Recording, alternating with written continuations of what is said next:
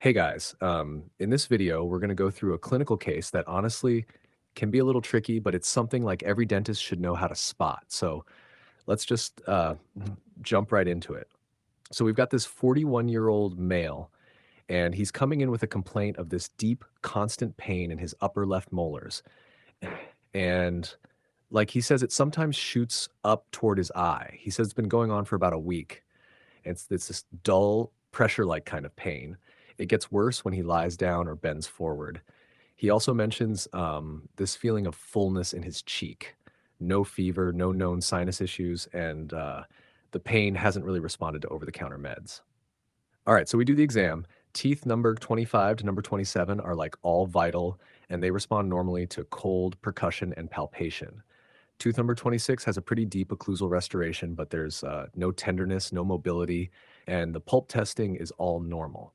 The radiograph shows an intact lamina dura, so no periapical changes, but we do see this thickening in the maxillary sinus lining just above those roots. Okay, let's break down the options. First up is symptomatic irreversible pulpitis. So, yeah, that can definitely cause a lot of pain and it can sometimes be hard to localize. But the thing is, um, with pulpitis, we usually expect like an exaggerated response to cold, usually lingering pain. There's also often some percussion sensitivity, but here, like everything is testing normal. There's no obvious tooth involved, and the pain isn't related to any temperature changes or chewing. So, yeah, this one doesn't really fit. Next is referred pain from the temporalis muscle. And while that's a real thing, the temporalis can cause discomfort in the upper posterior area. It's usually described as more of a, aching or vague discomfort. It's not typically this kind of pressure that gets worse when you're like lying down. Also, we'd probably see some tenderness in the muscle itself or a clenching habit, and there's none of that here. So I'd say not likely. Then we've got cracked tooth syndrome. This one's actually a super common cause of mystery pain, but it has a very specific feel to it. Usually the pain is sharp or like fleeting, especially when biting or releasing pressure.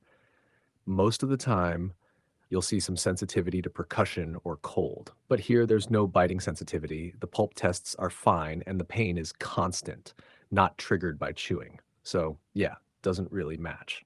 All right, now chronic periapical abscess. So this one can definitely cause dull, persistent pain.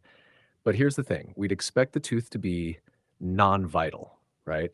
And we'd usually see some kind of swelling or maybe a sinus tract or even a radiolucency on the x-ray.